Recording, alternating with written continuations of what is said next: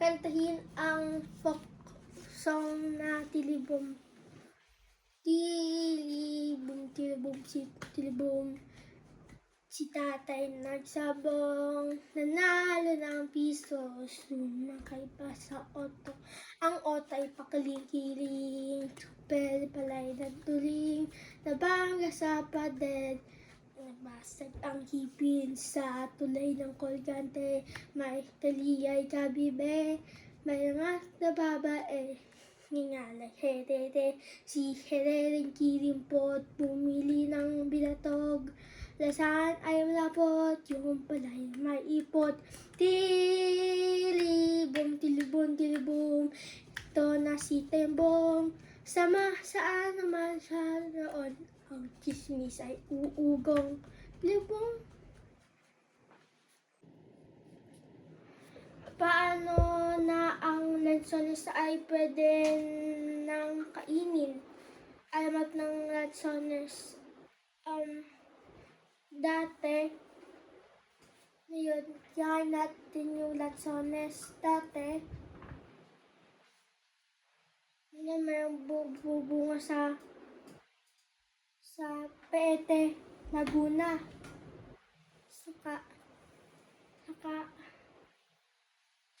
Saka yung may mga matatanda sabi na nakakalason na to, yung lansones. At tinawag nila ay lanson. Parang lason. Merong matanda, pangalan ay si Mang Selo, ay magbabiyahe. Lalakad lang.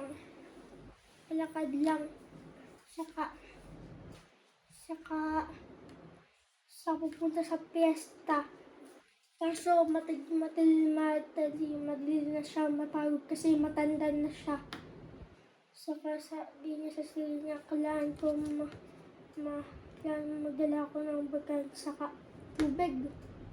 Saka punta siya sa gubat. Tapos matutulog na siya kaso pinapatigil ng gutom niya. Tapos pinilit niya matulog. Saka nakatulog na siya. Saka mayroong anghel bumaba sa langit. Saka mayroong hawak siyang lansones. Kaming lansones. Sabi, kainin mo to. Saka sabi ni Mang Selo, bakit pinapaka sa isip niya? Kanya, bakit yung anghel pinapakain siya ako ng nakakalason na prutas. Saka sabi ng dito nakakalason parang nabasa yung naisip niya. Saka yung anghel pinalatan niya to sa kinain. Saka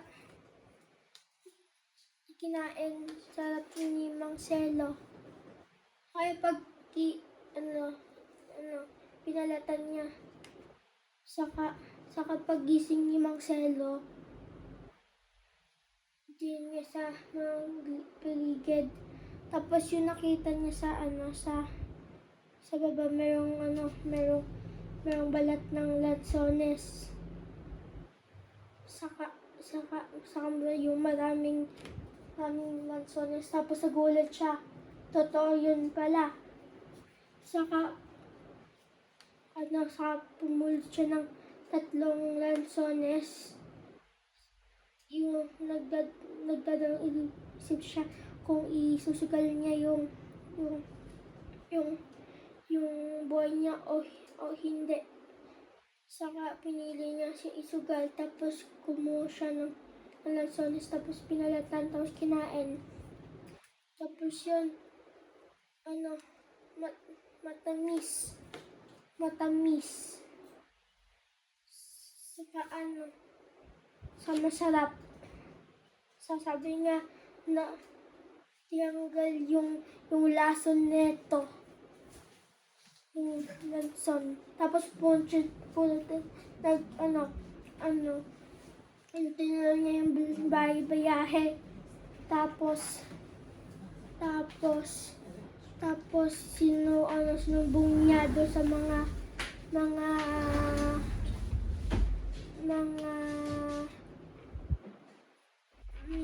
sa piyesta sa mga tao. Saka nagdala din siya ng lansones.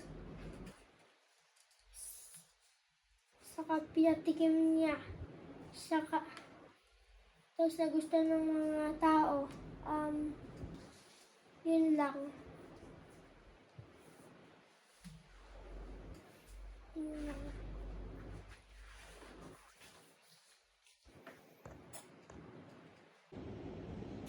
Sa iyong salita, ikwento ang alamat ng Pulo Apo. Merong pulo sa Mindanao, katabi ng Negros Oriental.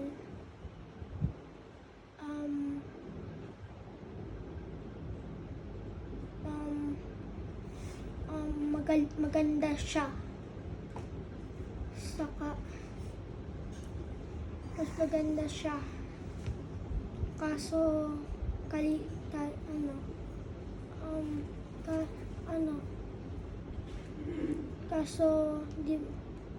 merong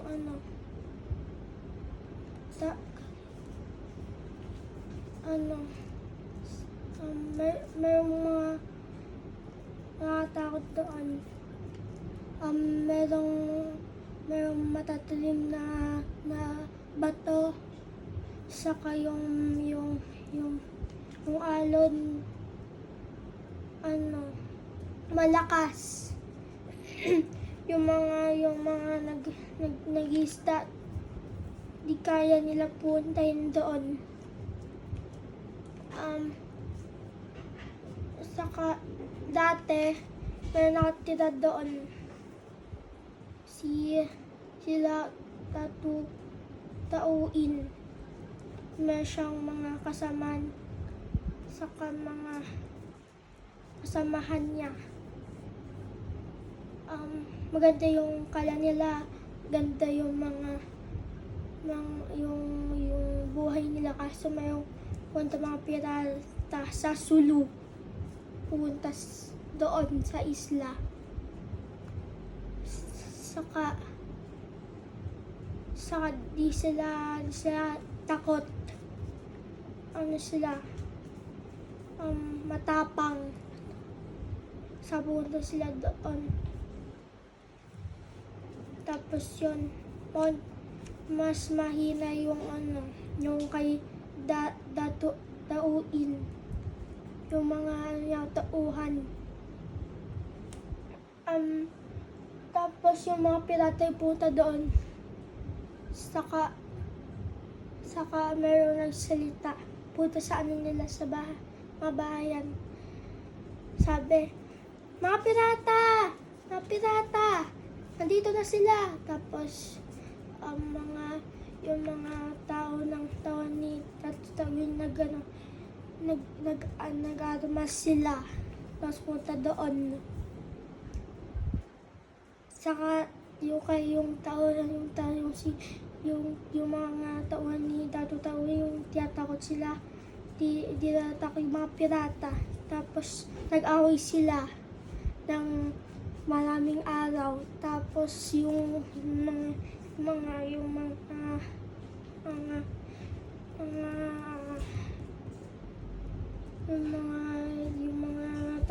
tauhan ni Tatawin na natalo. Sa punta yung mga pirata dun sa mga bayan nila. Saka yung mga babae kumuha ng kutsilyo sa kusina. Tapos nagaway, kaso saka kinuha nila tapos tinalis nila sa sa kamay.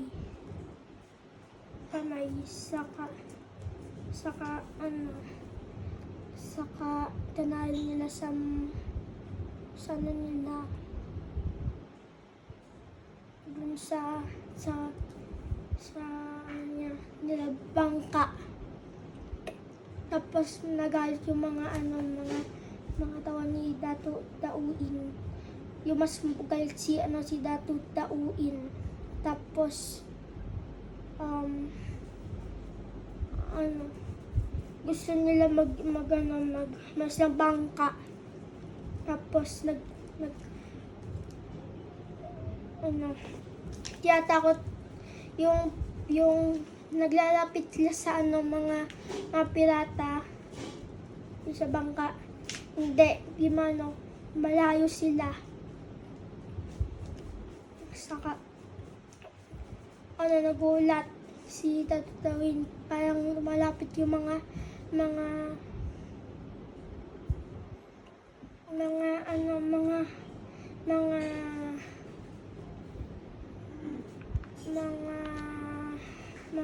pirata. Tapos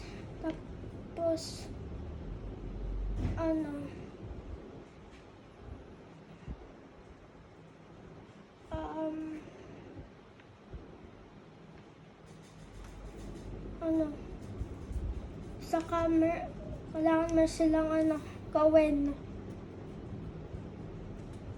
Kailangan bumalik sila. Tapos nag-away sila. Tapos yun, mga sa pirata. Tapos namatay siya. Tapos yun, umalis na yung mga pirata. Saka yung mga babae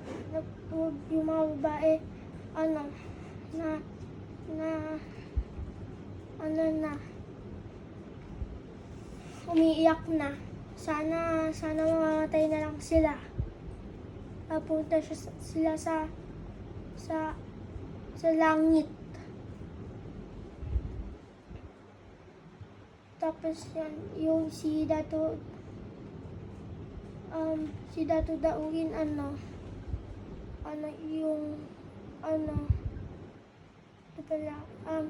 yung mga yung nagsisil mga pirata, merong malakas na alon, merong bagyo. Tapos natakot yung yung mga pirata. Takot yung mga pirata. Tapos yun, hindi na nila makakaya yung alon. Saka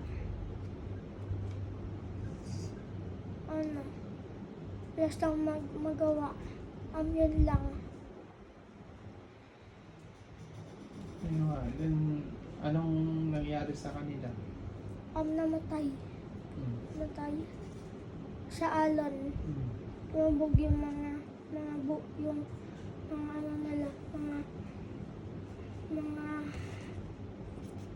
bangka. Yun lang. Tapos?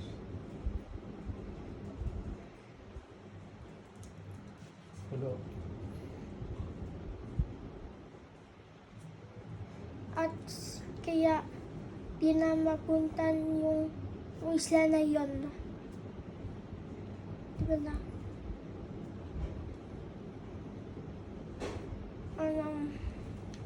Yung mga ibang tao,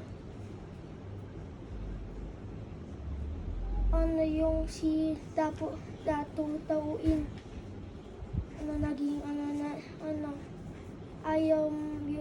niya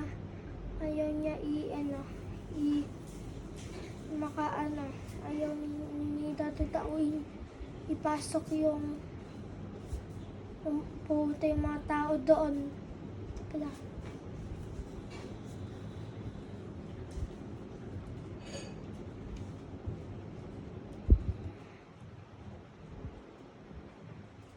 Hmm.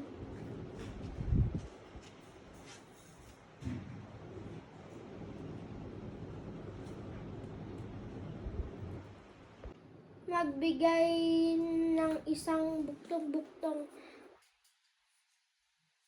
mataas kapag nakaupo, mababa kapag nakatayo. Ano? Aso.